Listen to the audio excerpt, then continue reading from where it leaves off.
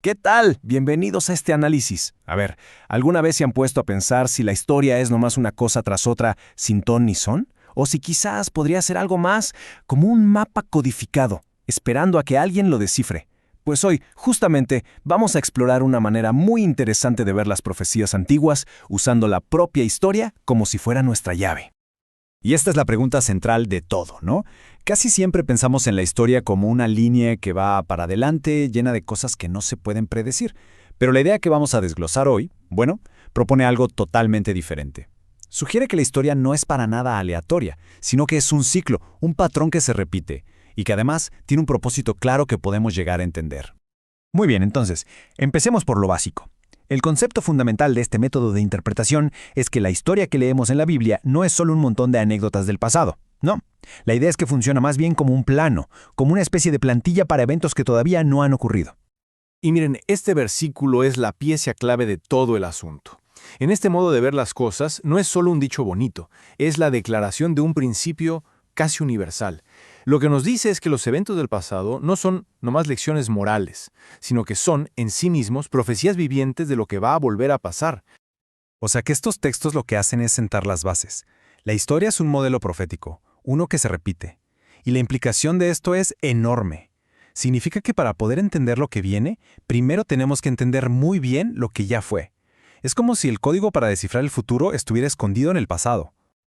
Ahora pasamos a un segundo principio, una segunda clave. Y esta de verdad es fascinante. La idea de que los propios profetas, las personas, pueden convertirse en símbolos vivientes dentro de sus propias visiones. A ver, ¿qué significa esto? Pues que la experiencia del profeta deja de ser algo personal. Ya no se trata solo de la visión que está recibiendo, sino de lo que él hace mientras la tiene. Sus acciones se transforman en una especie de obra de teatro profética, una dramatización del futuro para que todos podamos entenderla.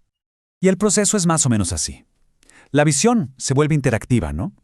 El profeta ya no es un simple espectador, sino que se convierte en un actor principal en este drama profético. Y el papel que juega no es al azar, para nada. Está representando la experiencia que un grupo de personas va a vivir mucho tiempo después, en el fin de los tiempos. Y ese es el ejemplo clásico para entenderlo. Allá en el siglo XIX, un grupo llamado los Milleritas estudió las profecías con una emoción tremenda, esperando la venida de Cristo en 1844.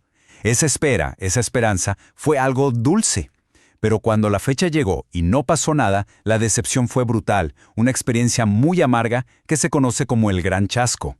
Bueno, pues según este método, la acción de Juan en Apocalipsis 10, de comerse un libro que era dulce en la boca pero amargo en el estómago, es un mapa profético exacto de esa experiencia histórica. Y no es el único caso. Vemos algo muy parecido en Ezequiel 24. A él, Dios le prohíbe llorar la muerte de su esposa, a quien llamaba el deseo de sus ojos. Y su dolor, ese duelo personal que tuvo que reprimir, se convierte en una señal viviente del futuro de Israel. A ellos también les iban a quitar su tesoro más grande, el santuario, y las circunstancias no les permitirían ni siquiera lamentarse como se debía. Otra vez, el profeta vive la profecía. Bueno, con esos dos principios ya claros, la historia como un patrón que se repite y el profeta como una señal viviente, ahora sí podemos centrarle al caso de estudio principal, las visiones tan complejas que encontramos en Daniel capítulo 8. Y aquí es donde está el meollo del asunto. Es un detalle que muchas veces se nos pasa en las traducciones. Resulta que en el capítulo 8 no todas las visiones son iguales. El texto original en hebreo usa dos palabras diferentes. Y de acuerdo con este método, entender esa diferencia es lo que abre la puerta para descifrar todo el mensaje. Primero tenemos el chazón. Para que nos demos una idea, piensen que esto es como la vista desde un satélite. Es la historia profética a gran escala. El carnero que representa un imperio, el macho cabrío que representa a otro, es el panorama completo, la película entera. Y luego tenemos el marej. Si el chazón es la vista panorámica, el marej es cuando hacemos un zoom. Es la apariencia, el detalle específico. Es el momento en que aparece el ángel Gabriel para explicar una parte. Digamos que es una visión dentro de la visión principal. Esta tabla nos ayuda a ver cómo se aplica esto en el texto. Las 10 veces que aparece la palabra visión en Daniel 8 se pueden clasificar. El chazón es todo ese panorama histórico. Pero el maré, el maré es la parte específica que el ángel Gabriel tiene que explicarle a Daniel, que es justo la porción de los 2300 días. Y es precisamente esa parte la que le dejó totalmente confundido. Ahora vamos a ver cómo Daniel, que está actuando como nuestra señal viviente, por fin logra entender estas dos visiones, y al hacerlo se convierte en un modelo a seguir para un pueblo en el futuro. Es que el camino de Daniel para entender no fue de un día para otro. No fue como si le hubieran bajado toda la información de golpe. Pasa de una confusión total en el capítulo 8 a una oración de confesión súper profunda en el capítulo 9, hasta que, por fin, en el capítulo 10, se le prende el foco. Y este proceso de estar confundido, de orar y de por fin entender, ese mismo proceso es profético.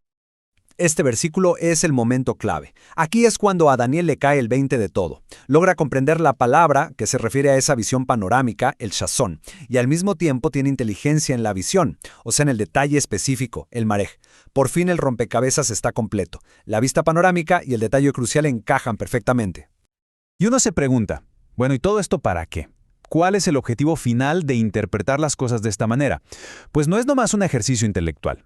Lo que busca es darnos un fundamento bien sólido para nuestra fe. El propósito entonces es muy claro. Se trata de que la profecía deje de ser algo abstracto, algo misterioso, y se convierta en algo concreto, algo que podemos verificar con la historia en la mano. Ofrece un sistema, un método, que lo que busca es generar una certeza que no se pueda mover, y lo hace mostrándonos que el propio viaje de Daniel, su confusión y cómo llegó a entender, es el mapa, es la ruta para un pueblo en el futuro, que tendrá que recorrer exactamente el mismo camino. Y con esta pregunta nos quedamos para reflexionar. ¿Qué pasa cuando estas historias antiguas dejan de ser solo crónicas de lo que pasó y se convierten en patrones vivos de lo que va a pasar? Pues que la historia misma se transforma, se vuelve una promesa y al mismo tiempo una advertencia. Nos obliga a mirar el pasado, sí, pero no solo para recordar, sino para prepararnos.